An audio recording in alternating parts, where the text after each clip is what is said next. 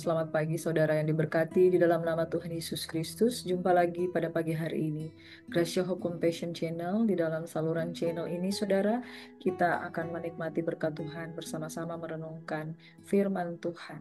Dan kiranya pertolongan daripada Tuhan mengalir dalam kehidupan kita. Sebelumnya kita minta tuntunan dari Roh Kudus. Mari berdoa.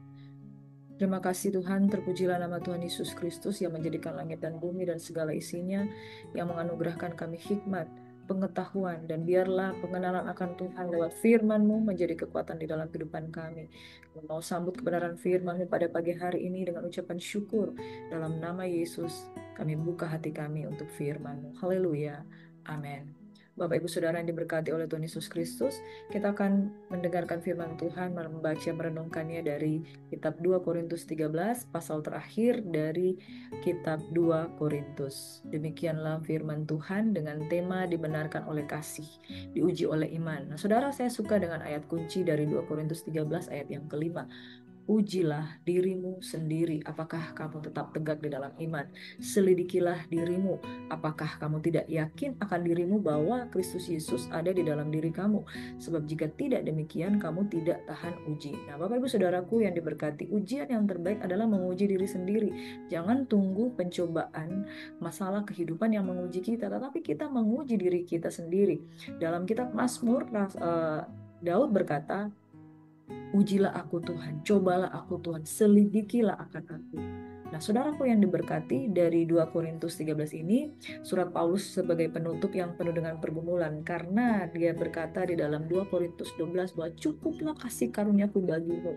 Demikian firman Tuhan, justru dalam keadaan lemah, di situ engkau kuat. Nah, saudara, jemaat Korintus menghadapi konflik-konflik internal, yaitu antara sesama pelayan, sesama jemaat, tantangan dari pengajar-pengajar palsu, ya, saudara, yang membawa nama Yesus, tapi sesungguhnya mereka menyimpang dari kebenaran Injil. Dan kemudian ada juga yang meragukan terhadap otoritas Paulus. Nah, saudaraku yang diberkati, tidak berarti menjadi seorang hamba Tuhan yang hebat, yang luar biasa, akan menjadi satu jaminan untuk dipercaya oleh banyak orang. Tapi justru banyak orang yang tidak percaya. Tetapi di tengah-tengah goncangan seperti itu, justru saudaraku yang terkasih, di situ membuat Paulus itu menyelidiki, menguji dirinya sendiri. Apakah dia tetap teguh? Ataukah dia mudah goyah dengan situasi yang ada? Dan di pasal ini, Paulus menegaskan pentingnya introspeksi iman, hidup dalam kebenaran Kristus, bukan sekedar kita kelihatan tampil hebat dalam pelayanan, tetapi bagaimana kita menjaga diri supaya tidak terintimidasi, tidak ragu dengan diri sendiri, tidak jatuh, dan tidak menjadi lemah. Dan jangan sampai kita mengawali dengan roh, mengakhiri dengan daging. Relevansi pengajaran pesan pada hari ini, iman sejati bukan hanya pengakuan, diakui orang, diakui Tuhan, diakui sesama, tapi kehidupan kita tidak diubahkan. Sebaliknya, haruslah kehidupan kita diubahkan oleh kasih dan kuasa Yesus Kristus Tuhan. Nah, saudara yang terkasih, di dalam 2 Korintus 13 ini kita baca bersama-sama. Ini adalah untuk ketiga kalinya aku datang kepada kamu, baru dengan keterangan 2 atau 3 orang saksi, suatu perkara sah.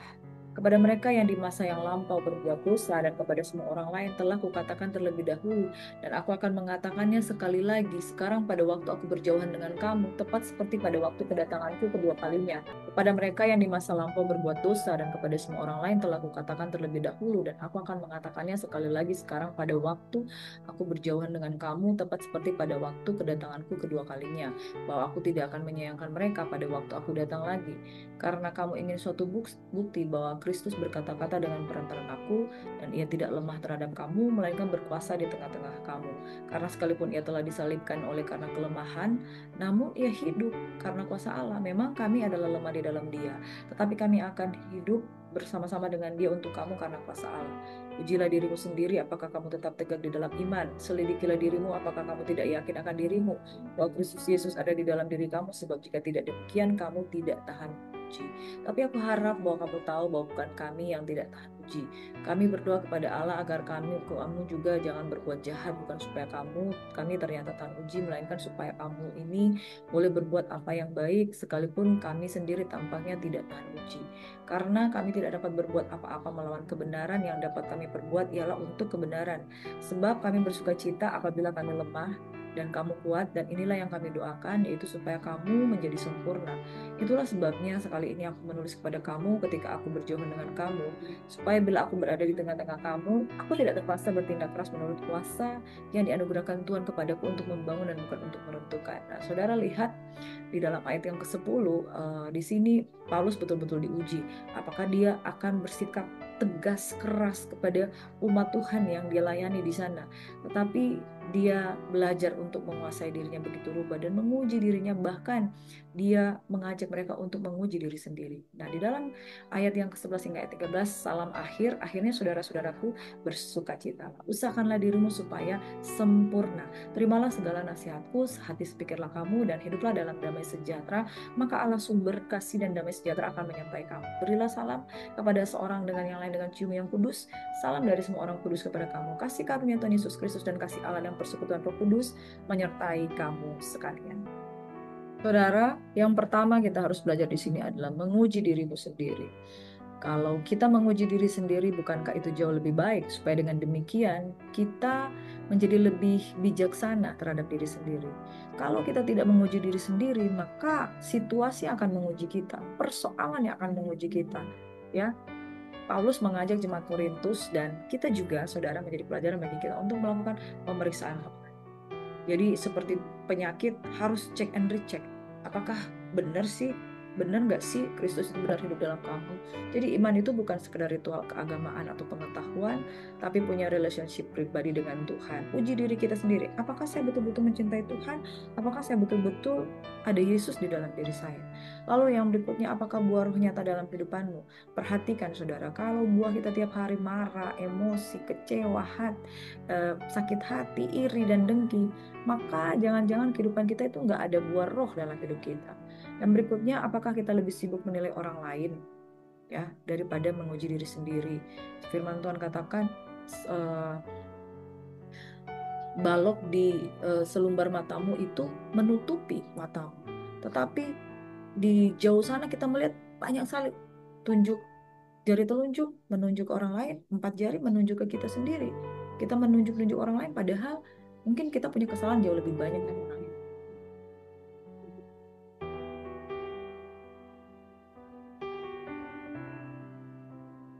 Makanya saudara yang diberkati, mari kita menguji diri kita sendiri. Yang kedua, kekuatan di dalam kelemahan. Sekalipun ia disalibkan karena kelemahan, ia hidup karena kuasa Allah. Memang kami adalah lemah di dalam Dia, tapi kami hidup bersama-sama dengan Dia untuk kamu oleh kuasa Allah. Nah, Kristus menunjukkan bahwa kelemahan manusiawi bukan akhir cerita. Yesus juga mengalami kelemahan, tapi kuasa kebangkitannya bekerja dalam kelemahan. Paulus tidak mencari kemenangan pribadi, tapi pertumbuhan jemaat. Nah, sini kita renungkan, di mana kita mengandalkan kekuatan diri sendiri, Tuhan justru berjanji menyatakan kuasanya ketika kita bersandar kepadanya. Dalam 2 Korintus 12 dikatakan, sebab ketika aku lemah, aku kuat. Ada kekuatan dalam kelemahan, karena kekuatan itu bukan dari diri kita, tapi kekuatan itu dari Kristus. Yang ketiga, hidup dalam kebenaran dan kasih. Nah, nasihat praktis di sini, lakukan apa yang benar, sempurnakanlah dirimu, hiduplah dalam damai sejahtera. Kebenaran itu bukan cuma pengajaran doktrin yang kita ajarkan ke orang lain, tapi tindakan itu perbuatan ya. Iman tanpa perbuatan itu adalah mati. Makanya lakukan apa yang benar, bukan cuma ajarkan apa yang benar, tapi lakukan. Lalu saudara, sempurnakanlah dirimu.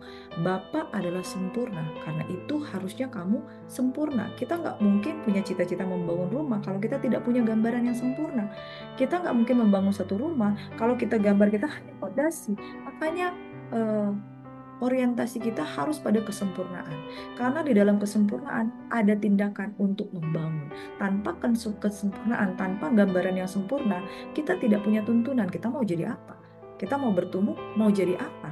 Kita harus bertumbuh, ada gambaran, ada blueprintnya yang menjadi acuan dalam kehidupan kita, yaitu kesempurnaan dalam Kristus. Nah, saudara, pada akhirnya apapun yang kita lakukan, biarlah damai sejahtera yang memimpin kita. Kalau nggak damai, jangan melangkah.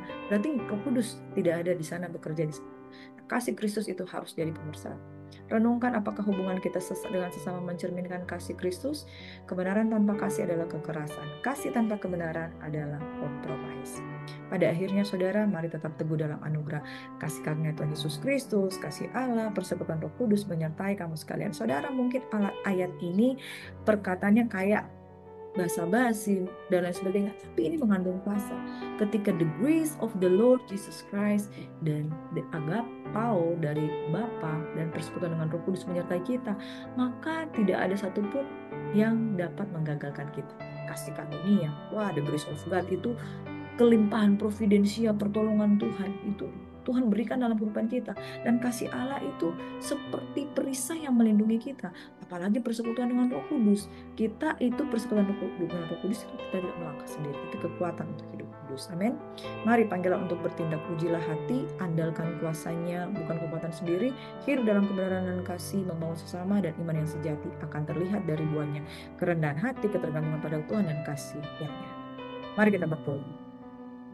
Terima kasih Bapak di surga buat pagi hari ini. Biarlah setiap kami mengandalkan Tuhan dalam kehidupan kami. Ajar kami menghitung hari-hari kami, menguji diri kami sendiri, supaya kami tidak diuji oleh masalah, kami tidak diuji oleh sakit penyakit, tapi kami diuji oleh diri kami sendiri. Apakah kami tetap tegak di dalam firman Tuhan, di dalam Kristus Yesus, sehingga ketika kami menguji diri kami sendiri, maka kami berawas-awas untuk menjadi seperti apa yang Kau mau, seperti apa yang Kau kehendaki. Di dalam nama Tuhan kami Yesus Kristus, Tuhan kiranya memberkati kita sekalian. Tuhan memberkati dan melindungi engkau. Tuhan menyinari engkau dengan wajahnya, memberikan engkau kasih karunia. Tuhan menghadapkan wajahnya kepadamu dan memberikan engkau damai sejahtera. Diberkatilah keluar masukmu, diberkatilah adonan rotimu, diberkatilah buah kandunganmu. Di dalam nama Yesus Kristus Tuhan kami berdoa dan ucap syukur. Haleluya. Amin. Shalom, kekasih Tuhan. Selamat beraktivitas. Tuhan Yesus memberkati. Sukses selalu. Amin.